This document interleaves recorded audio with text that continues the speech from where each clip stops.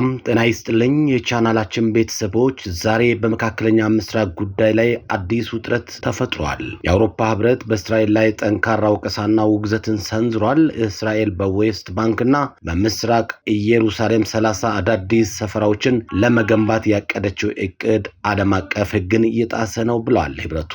ይህ ውሳኔ በቀጠናው ሰላም ላይ ምን ተጽዕኖ ያሳድራል? አውሮፓስ ለምን አሁን መጮህ ጀመረች? ዝርዝሩን አብረን እንመለከታለን።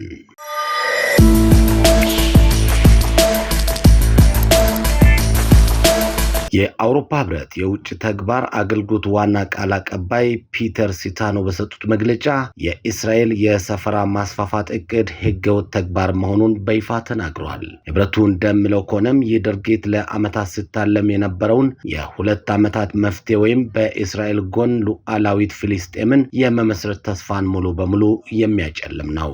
በተለይም በዌስት ባንክ የሚደረጉ ግንባታዎች ፍልስጤማውያን ወደፊት ለሚመሰርቱት መንግስት የሚሆን መሬት የሚያሳጡ በመሆናቸው ዓለም አቀፉ ማህበረሰብ በከፍተኛ ስጋት እየተመለከተው ይገኛል።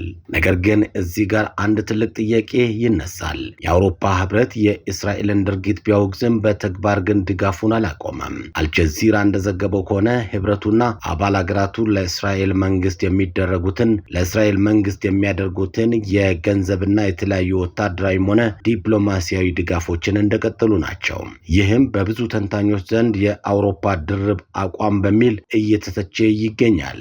እስራኤል ለዚህ ውግዘት ምን ምላሽ ትሰጥ ይሆን? የሰፈራው ግንባታ ወደ ጦርነት ያመራ ይሆን ወይስ በዲፕሎማሲያዊ ንግግሮች ይረግባል?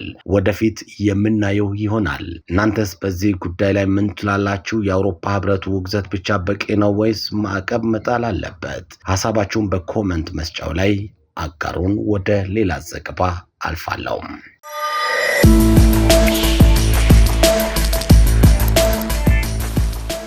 ፕሬዚደንት ዶናልድ ትራምፕ ከኒውዮርክ ፖስት ጋዜጣ ጋር በስልክ ባደረጉት ቃለ ምልልስ እንደገለጹት ከሆነ አሜሪካ ከኢራን ጋር በፓኪስታን የምታደርገውን የሰላም ንግግር ውጤት ካላመጣ ሀገራቸው ወደ ሌላ አማራጭ ትገባለችም ብለዋል። ፕሬዚደንቱ አክሎም ሀገራችን የጦር መርከቦቿን በምርጥና በዘመናዊ የጦር መሳሪያዎች እያስታጠቀች ነውም ብለዋል። ትራምፕ እንደሚሉት ከሆነም አሁን እየተዘጋጁባቸው ያሉትን መሳሪያዎች ከዚህ ቀደም አሜሪካ ጠላቶቿን ለመደምሰስ ከተጠቀመችባቸው መሳሪያዎች በከፍተኛ ደረጃ የበለጡና እጅግ አደገኛ ናቸው። ከዚህ ቀደም ከተጠቀምንበት ኃይል በላቀ ሁኔታ ተዘጋጅተናል ሲሉም ዝግጅታቸውን አረጋግጠዋል። የዚህ ድርድር ውጤት በ24 ሰዓታት ውስጥ ይታወቃል። ስምምነት ላይ ካልተደረሰ ግን ትራምፕ በግልጽ እንደሚናገሩት አሜሪካ ያዘጋጀችውን የጦር መሳሪያዎች ውጤታማ በሆነ መንገድ ለመጠቀም ወደኋላ አትልም። ይህ ማለት በመካከለኛው ምስራቅ አዲስና አስከፊ ጦርነት ሊቀሰቀስ ይችላል የሚል ስጋት ነግሷል።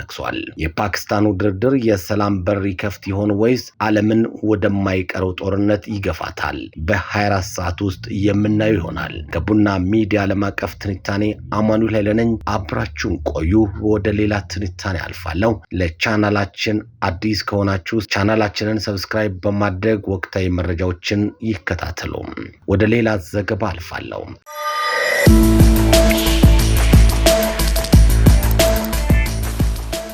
የአርቴሚስ 2 ጠፈርተኞች በስኬት ወደ ምድር ተመለሱ። ድንቅ ጉዞ ነው።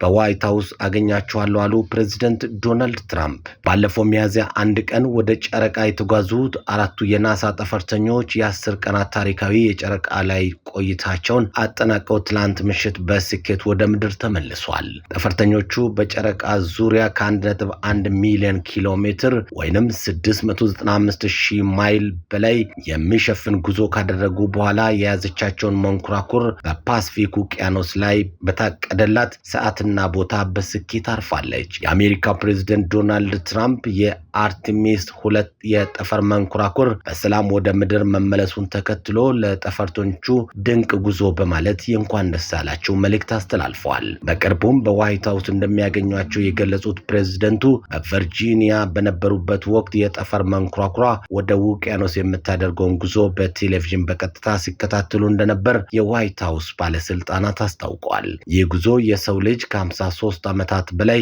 ወደ ጨረቃ ለመመለስ ለጀመረው ትልቅ ህልም ወሳኝ ምዕራፍ ተደርጎ ተወስዷል። የናሳ ባለስልጣናቱ እንደገለጹት ከሆነ የጠፈርተኞቹ በሰላም መመለስ የሰው ልጅ በጨረቃ ላይ በቋሚነት ለመኖር ለሚያደርገው ጥረት ትልቅ በር ከፋች ነው። ናሳ በቀጣይ እንደ አውሮፓውያኑ አቆጣጠር በ2028 ጠፈርተኞችን በጨረቃ ላይ ለማሳረፍ አቅዶ እየሰራ ይገኛል። ጠፈርተኞቹ ካረፉበት ውቅያኖስ ላይ በሄሊኮፕተር በማውጣት ወደ አሜሪካ የባህር ኃይል መርከብ ሲወሰዱ ሁሉም በጥሩ ጤንነት ላይ እንደሚገኙም ተረጋግጧል። ይህ ስኬት ለዓለም የጠፈር ምርምር አዲስ ዘመንን ያበሰረ ታላቅ ክስተት ሆኖም ተመዝግቧል ሲል ኤቢሲ ኒውስ ዘግቧል። ከቡና ሚዲያ ዓለም አቀፍ ትንታኔ ዘገባችን ይህንን ይመስላል። አማኑኤል ላይ ነበርኩኝ። ጤና ይስጥልኝ።